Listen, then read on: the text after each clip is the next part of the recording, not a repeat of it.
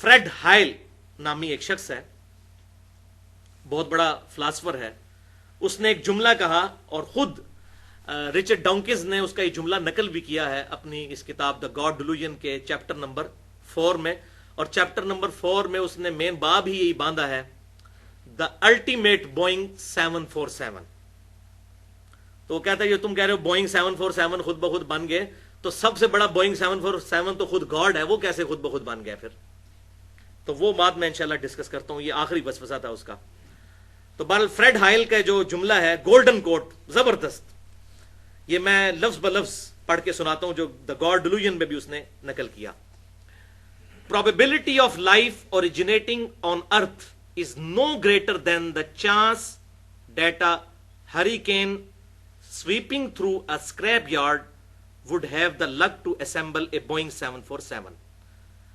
Fred हाइल कहता है कि इस बात का इम्कान कि जिंदगी खुद ब खुद जमीन पर पैदा हो गई, इससे ज्यादा इम्कान नहीं है कि कोई हवाई तूफान चले और वो कूड़े के ढेर से चीजें जमा करके तो एक 747 बोइंग तैयारा तैयार करते। ये तो फिर भी हो सकता है, इससे ज्यादा मुश्किल फिनोमेना जो है वो जिंदगी का प्रोड्यूस होना है जमीन के ऊपर। और जाहिर है कि हमें तो कभी वहम भी नहीं आएगा। मैं कहता हूं इवन मैं ये दावा करूं कि ये बाल पॉइंट खुद ब खुद बन गई है, इसमें स्प्रिंग लोडेड जो ये इसकी निब मौजूद है और इसके अंदर जो स्याही है ये पूरी प्लास्टिक की, और ये पूरा क्लिक सिस्टम है इसके अंदर मैकेनिकल, ये खुद ब खुद बन गया। तो कोई पागल बेवकूफ आदमी भी मेरी स्टेटमेंट नहीं मानेगा। तो इतना कंप्लेक्स सिस्टम खुद ब खुद बन गया। तो वो फ्रेड हाइल ने बड़ी जबरदस्त बात की कि 747 बोइंग तैयारा खुद ब खुद कूड़े के ढेर से कचरा इकट्ठा करे, तूफान चले, अंधेरी चले, और वो एक 747 जो एक साल में तैयार होता है, बोइंग कंपनी एक साल में तैयार करती है कितनी मेहनत के साथ, वो खुद ब खुद बन जाए। तो ये तो फिर भी पॉसिबल हो सकता है, लेकिन इंसान का पैदा होना जानदार का रूए अर्ज पे, उसकी प्रोबेबिलिटी इससे भी कम है। लेकिन रिचर्ड डॉकिंस ने बजाय उसकी ये बात मानने के उसका मजाक उड़ाया और उसने कहा कि for the sake of argument हम एग्री करते हैं कि 747 कभी भी खुद नहीं बन सकता, इतनी मेहनत से ही तैयारा बनता है। तो फिर उसने आगे से वो शैतानत वाला सवाल किया। उसने कहा सबसे बड़ा बोइंग 747 तो खुद गॉड है। ये जिंदगी इतनी कॉम्प्लेक्स है कि बगैर किसी के बनाए ना अंडा बन सकता है ना कोई जिंदा जानदार। ये इतनी पेचीदा और कॉम्प्लेक्स जिंदगी है, ये बगैर किसी के बनाए नहीं बन सकती। तो इसको बनाने वाला तो इससे भी ज्यादा कॉम्प्लेक्स होगा। For the sake of argument बात बड़ी जबरदस्त है। इसको बनाने वाला तो इससे भी ज्यादा कॉम्प्लेक्स होगा। वो खुद ब खुद अगर बन सकता है तो जिंदगी भी खुद ब खुद बन सकती है। तो हम कहते हैं कि for the sake of argument हम भी एग्री करते हैं कि हम जिस क्रिएटर की बात कर रहे हैं, बिल फर्ज उसको भी किसी ने बनाया है, किसी ऐसे क्रिएटर ने जो उससे बड़ा अल्टीमेट बोइंग 747 है। तो फिर जिसने इस क्रिएटर को बनाया उसको भी फिर किसी ने बनाया होगा, और जिसने उसको बनाया उसको भी किसी ने बनाया होगा। तो ये एक फिक्टोरियल प्रॉब्लम शुरू हो जाएगा इनफिनिट तक, कि उसके बनाने वाले को भी किसी ने बनाया, उसके बनाने वाले को भी किसी ने बनाया। तो इसका तो एंड ही कोई नहीं होगा, जबकि दूसरे एंड पे रियलिटी है कि हम सब मौजूद हैं। ये थ्योरी नहीं है, हम सब मौजूद हैं, हमारा क्रिएटर है। अच्छा, हमारे क्रिएटर का भी कोई क्रिएटर, उसका भी कोई क्रिएटर, उसका भी कोई क्रिएटर, तो ये बात कहीं रुकेगी नहीं। मैथमेटिकली ये रॉन्ग स्टेटमेंट और इलॉजिकल एक फंक्शन बन जाएगा, सवाए इसके कि यह बात मान ली जाए कि कोई एक क्रिएटर ऐसा है कि जिससे पहले कोई क्रिएटर नहीं था, वो था हमेशा से, और उससे ये सारी की सारी चीजें ओरिजिनेट हुई। तभी तो ये इक्वेशन मुकम्मल होगी कि हमारे बनाने वाले को किसी ने बनाया, उसको किसी ने बनाया, उसी ने किसी ने, तो अल्टीमेटली किसी एक क्रिएटर तक हम पहुंचेंगे कि जिसे किसी ने ना बनाया हो, तभी ये इक्वेशन मुकम्मल होगी। तो भाई वही तो है लम यलिद वलम यूलद, जो किसी से जना नहीं गया, लम यलिद वलम यूलद। और कुर्बान जाऊं आप सल्लल्लाहु अलैहि वसल्लम के, बुखारी और मुस्लिम की मुत्तफकुन अलैह हदीस है, आप सल्लल्लाहु अलैहि वसल्लम ने इरशाद फरमाया कि एक जमाना आएगा کہ لوگ آپس میں یہاں تک سوال کریں گے کہ یہ کائنات اگر اللہ نے بنائی ہے تو اللہ کو کس نے بنایا ہے. تو رچرڈ ڈاؤکنز کی کتاب پڑھ کے تو مجھے وہ یقین آیا کہ واقعی آپ صلی اللہ علیہ وسلم نے سچ فرمایا تھا.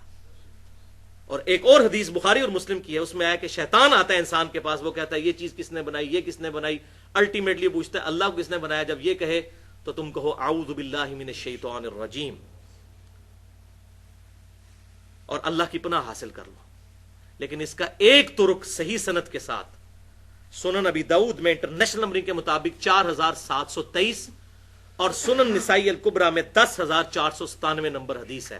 بہترین یہی حدیث ہے کہ شیطان آ کے سوال کرتا ہے تو اس میں آپ صلی اللہ علیہ وسلم نے فرمایا کہ تم کہو فقولوا اللہ احد اللہ الصمد لم یلد ولم یولد ولم یکن لہ کفوا احد.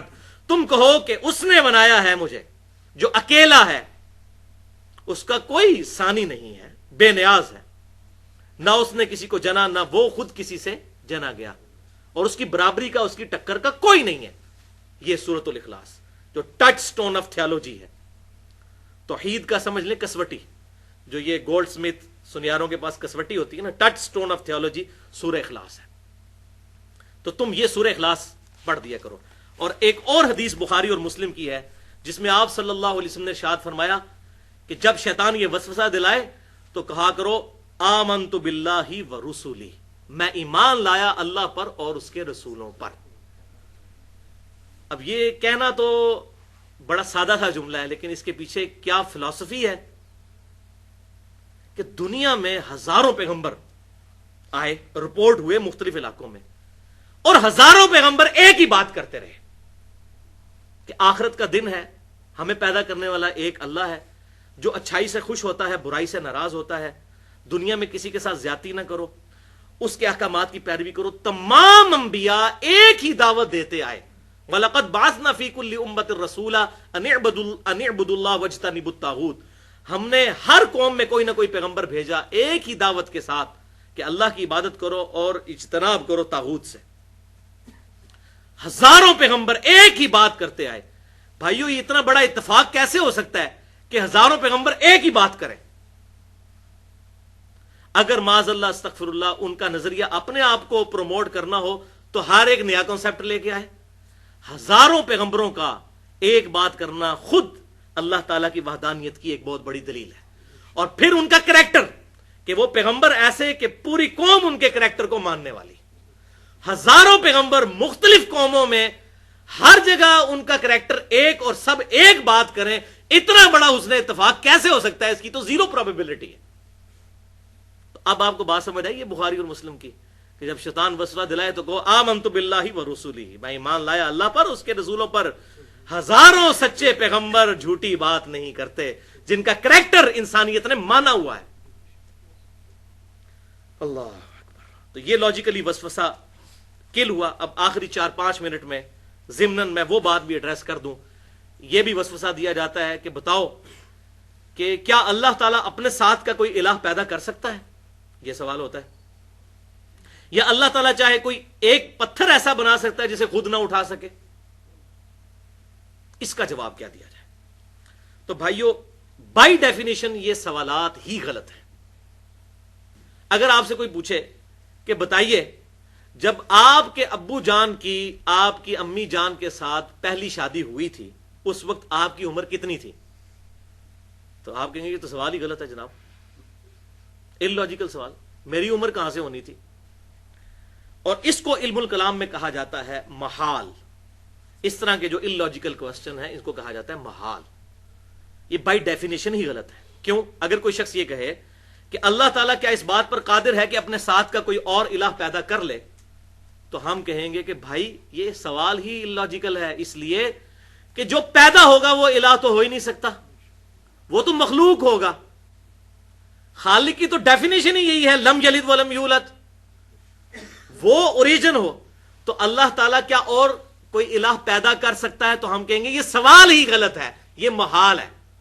اب اس کو کہنا کہ اللہ کی قدرت میں داخل نہیں ہے، بھائی یہ سوال ہی غلط ہے. اچھا اسی طریقے سے کیا اللہ تعالیٰ کوئی ایسا پتھر بنا سکتا ہے جس کو خود نہ اٹھا سکے؟ تو ہم کہیں گے یہ بائی ڈیفینیشن ہی سوال غلط ہے. خود نہیں اٹھا سکتا تو وہ الہ نہیں ہے. ٹھیک ہے. اچھا وہ کہتے ہیں نہیں اگر وہ بنا نہیں سکتا تو پھر الہ، تو یہ سوال ہی غلط ہو جائے گا. کوئی بھی چیز الہ کی کیپیبلٹی سے باہر نہیں ہو سکتی، اس کے قابو سے باہر نہیں. ان اللہ علی کل شیء قدیر. تو یہ سوال اس کے جواب میں ہم کہیں گے محال ہے. اسی طریقے سے اگر کوئی شخص یہ کہے کہ اللہ تعالیٰ چاہے تو نبی صلی اللہ علیہ وسلم کے بعد بھی کسی کو پیغمبر بنا کے بھیج سکتا ہے، تو ہم کیا کہیں گے؟ محال ہے. کیوں؟ قرآن پاک نے فیصلہ کر دیا ما کان محمد ابا احد من رجالکم ولکن رسول اللہ وخاتم النبیین. خاتم بھی ہے اور خاتم بھی ہے، دونوں چیزیں قرآن میں بھی احادیث میں بھی آیا. تو اب یہ خاتم نبوت کی ڈیفینیشن کے منافی ہو جائے گا کہ اللہ تعالیٰ کوئی اور پیغمبر بھیج دے. انہیں جی اللہ تعالیٰ چاہے تو کر سکتا ہے، تو ہم کہیں گے نہیں. کیوں؟ قرآن میں آیا لا تبدیل لکلمات اللہ. اللہ کے کلمات نہیں بدلتے، جو کلمات بدل دے وہ اللہ نہیں ہے، اور جو اللہ ہے وہ کلمات نہیں بدلتا. جو جھوٹ بولے وہ اللہ نہیں ہے، اور جو اللہ ہے وہ جھوٹ بولتا نہیں ہے. کوئی بھی نٹوریس کوالٹی اللہ تعالیٰ کے ساتھ منسوب نہیں کی جا سکتی. کیا اللہ تعالیٰ جھوٹ بولنے پر قادر ہے؟ ہم کہیں گے کہ یہ سوال ہی غلط ہے. ٹھیک ہے. اسی طریقے سے کیا اللہ تعالیٰ چاہے تو موسیٰ علیہ السلام کو دوزخ میں اور فرعون کو جنت میں بھیج دے؟ تو ہم کہیں گے محال ہے.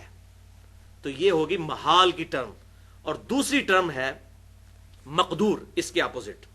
مقدور ہے جو اللہ تبارک و تعالیٰ کی قدرت میں چیزیں داخل ہیں چاہے اس نے نہ کی ہوں. مثلا اگر کوئی شخص کہے کیا اللہ تعالیٰ ایسی سیڑھی بنا سکتا ہے جس سے ہم آسمان پہ چڑھ جائیں؟ تو ہم کہیں گے ہاں بنا سکتا ہے، اگرچہ اس نے بنائی نہیں ہے، لیکن اللہ تعالیٰ اس بات پر قادر ہے. اللہ تعالیٰ چاہے تو آگ کو ٹھنڈا کر سکتا ہے، بالکل کر سکتا ہے. عموماً نہیں ہوتی، لیکن جب چاہے کر سکتا ہے. ابراہیم علیہ السلام کے لیے کی. تو فزیکل فینومینا آف نیچر جتنے ہیں وہ اللہ تعالیٰ کی مخلوقات ہیں، جب چاہے اللہ تعالیٰ ان کو توڑ سکتا ہے جس وقت چاہے. ہمیں نیند سے بے نیاز کر سکتا ہے، بالکل کر سکتا ہے. جنت میں کرے گا، وہاں نیند نہیں ہے، جنت میں رات نہیں ہے. پیشاب سے بھی بے نیاز کر دے گا. صحیح مسلم میں حدیث ہے خوشبودار ڈکار آئے گی، سارا کھانا ہضم، پیشاب کی ضرورت ہی کوئی نہیں. تو یہ سارے فزیکل فینومینا آف نیچر اللہ تعالیٰ ان فینومیناز کا پابند نہیں ہے. اللہ تعالیٰ جب چاہے ان کو توڑ سکتا ہے. یہ تمام چیزیں مقدور ہیں. تو محال اور مقدور کا فرق سمجھ آ گیا. میرے خیال ہے اتنا ہی کافی ہے. باقی جتنی چیزیں ہیں وہ ساری باتیں ایڈریس کی جائیں تو گھنٹوں چاہیے. اللہ تعالیٰ سے دعا ہے جو حق بات میں نے کہی اللہ تعالیٰ ہمارے دلوں میں راسخ فرمائے. اگر جذبات میں میرے منہ سے کوئی غلط بات نکل گئی تو اللہ تعالیٰ ہمارے دلوں سے محو کر دے. ہمیں کتاب و سنت کی تعلیمات پر عمل کر کے دوسرے بھائیوں تک پہنچانے کی توفیق عطا فرمائے. سبحانک اللہم و بحمدک اشہد ان لا الہ الا انت استغفرک و اتوب الیک وما علینا الا البلاغ المبین.